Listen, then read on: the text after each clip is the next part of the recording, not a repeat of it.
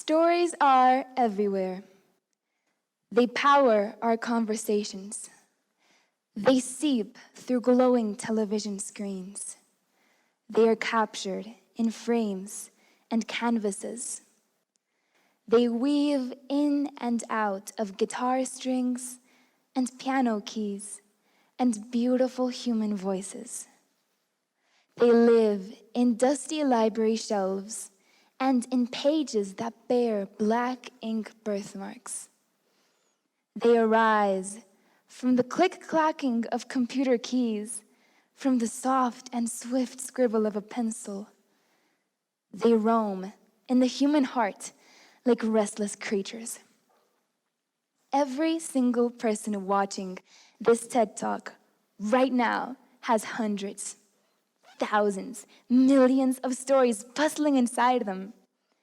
But despite each person having tons of tales to tell, very few of us ever write those precious stories down. Even fewer of us unleash those stories out into the world in the form of a published book. This is especially true for teenagers. Us teenagers are inclined to keep our stories hidden inside us, even though we might be discarding a fascinating tale, or the next bestseller, or someone's future favorite book. But what is it exactly that prevents so many people from writing?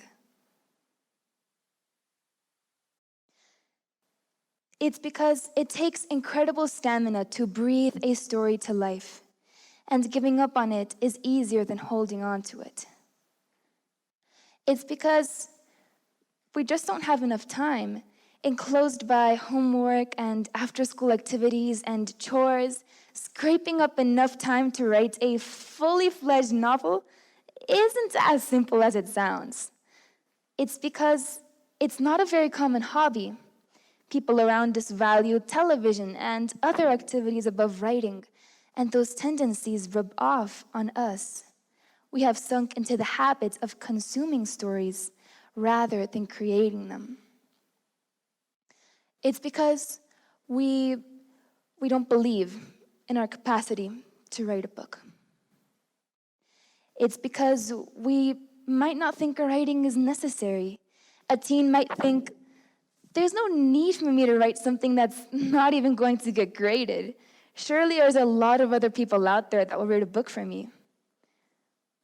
We might forget that every story inside us is valuable and that the world needs our stories. It's because young people are often underrepresented in literature. There just aren't enough young writers out there for others to look up at. All these reasons and more come together to form a wall that prevents teenagers from becoming brilliant writers. All these little reasons, all these little excuses, they pile and stack upon one another. Together they form a wall. And I've learned about this wall most of all by experience. I've learned how easy it is to simply allow it to stop you from writing. For example, I've given up on my writing because I've been afraid that it won't be good enough. I've been afraid that I'll never finish. Afraid that I'll run out of time. For a while, I was also afraid that I was the only one who liked to write as a pastime. It seemed to me that nobody else was into writing. Now, looking back on these fears of mine about being the only writer or about running out of time, I realized that I simply could have quit writing for once and for all.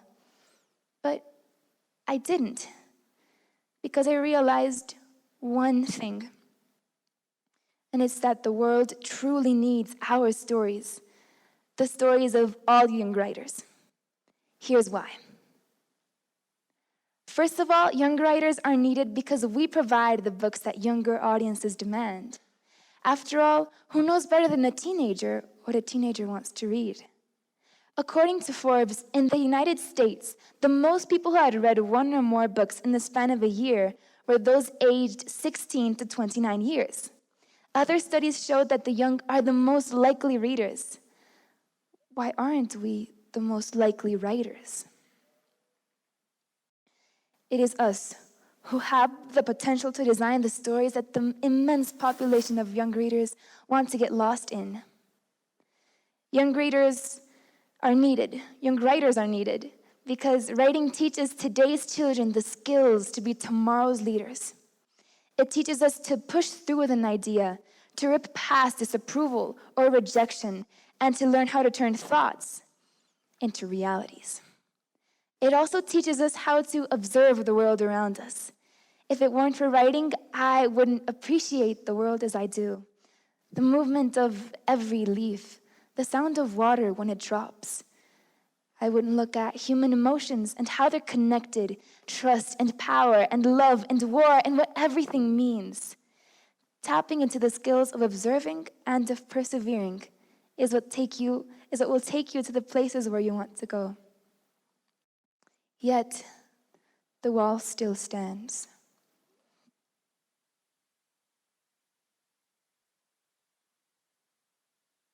Young writers are needed because age does not make a story worth telling.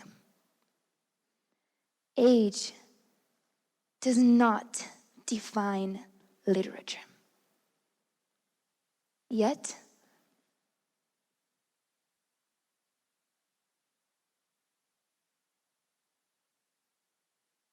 this wall has already stood for much too long. While the world needs more young writers, we do nothing. Only a few stand up to it and defy it. The time has come to start a new movement, a movement of writers. The time has come to bring this wall down. Now, on my path to becoming a writer, I learned that you only need to do two things in order to utterly destroy this wall. These two things, anybody can do them. If you do them, regardless of age, you can confidently call yourself a writer. Number one, there's a difference between simply writing and being a writer. It does sound like the same thing, doesn't it? But trust me, it's not.